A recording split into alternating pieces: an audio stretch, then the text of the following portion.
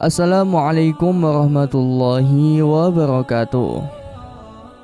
Pada sore itu, Abu Nawas duduk di beranda depan gubuknya sambil memandang langit biru yang mulai nampak senja. Abu Nawas berpikir bagaimana agar dapur rumahnya agar tetap mengepul. Sementara itu, tak jauh dari rumahnya ada seorang tuan tanah yang sudah pasti kaya. Rumahnya besar mentereng dengan seperangkat gudang makanan, lahan peternakan, dan kamar-kamar mewah. Hampir setiap orang yang berada di daerah itu bekerja dengan tuan tanah itu. Sayang tuan tanah itu pelitnya, na'udzubillah. Jika meminjamkan uang, maka dia memasang bunga selangit. Maklum, tuan tanah ini juga rentenir yang selalu mencari mangsa. Abu Nawas dikenal sebagai tokoh yang tak sungkan-sungkan untuk memberi lebihan jika meminjam duit kepada orang. Hanya saja, dia tidak pernah mau berurusan dengan tuan tanah itu. Tiap memberi lebihan, Abu Nawas selalu bilang, duitnya beranak. Begitu juga ketika ia meminjam seekor ayam, maka ayam itu akan dikembalikan 2 karena ayam itu beranak. Tentu saja, itu membuat tuan tanah kepingin Abu Nawas meminjam kepada dirinya. Abu Nawas tentu akan memberi keuntungan berlimpah. Abu Nawas adalah debitur idaman, pikirnya. Nah, sore itu terlintas dalam benak Abu Nawas untuk meminjam sesuatu kepada tuan tanah. Maka datanglah ia ke rumah tuan tanah itu. Abu Nawas ingin meminjam 3 butir telur. Sudah barang tentu. Tuan tanah setuju tanpa perlu proposal dan perjanjian segala. Bahkan tuan tanah itu menanyakan kepada Abu Nawas apakah ingin meminjam yang lain. Abu Nawas menggeleng-gelengkan kepalanya. Ini saja dulu, jawabnya. Dia hanya butuh 3 butir telur. Tuan tanah itu kemudian bertanya lagi dengan Abu Nawas, kapan telur itu akan beranak? Abu Nawas menjawab, itu tergantung dengan keadaan. 5 hari kemudian, Abu Nawas kembali ke rumah tuan tanah itu untuk mengembalikan telur 3 menjadi 5 butir. Melihat 5 butir telur, betapa senangnya tuan tanah itu.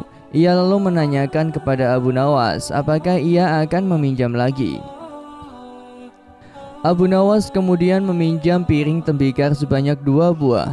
Tuan tanah itu memberikannya dengan senang hati dan berharap piringnya itu menjadi banyak.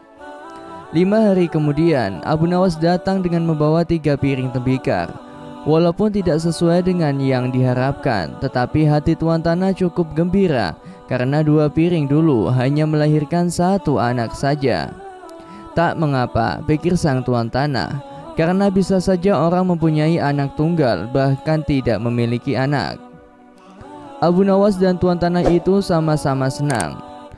Oleh karena itu, tuan tanah meminjamkan uang senilai 1000 dinar, jumlah yang sangat besar, gaji buat seluruh karyawan dan pekerjanya selama 1 bulan.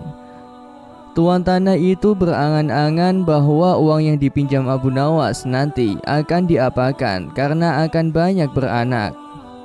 Tuan tanah itu menanti dengan tidak sabar. Ditunggunya selama 5 hari, Abu Nawas tidak kunjung datang. Hampir 1 bulan, Abu Nawas juga tidak datang. Saat tuan tanah bermaksud mengirim debt collector, Abu Nawas tiba-tiba nongol. Mulanya tuan tanah gembira, tapi begitu Abu Nawas selesai menjelaskan persoalannya, tuan tanah jadi marah bukan kepalang. Sayang sekali tuan, uang yang saya pinjam itu bukannya beranak, malah 3 hari kemudian mati mendadak, kata Abu Nawas. Mendengar kata-kata itu, betapa geramnya tuan tanah. Hampir saja Abu Nawas dihajar anak buah tuan tanah. Untung saja ada teman-teman Abu Nawas yang baru pulang dari bekerja melarainya. Tuan tanah itu mengadukan kepada pengadilan dan harapan Abu Nawas akan digantung. Pengadilan pun digelar. Abu Nawas membeberkan semua duduk permasalahannya. Demikian juga tuan tanah itu menjelaskan. Pengadilan pun memutuskan cukup rasional. Kalau sesuatu bisa beranak sudah pasti bisa mati. Dan Abu Nawas sudah menjalankan lakonnya dengan baik. Adapun tuan tanah yang tamak itu telah tertipu karena wataknya sendiri yang kikir, tamak dan pelit. Na'udzubillahi min dzalik. Demikianlah kisah yang dapat saya sampaikan. Semoga bermanfaat dan dapat menginspirasi kita semua. Sampai jumpa lagi di cerita-cerita selanjutnya. Wassalamualaikum warahmatullahi wabarakatuh.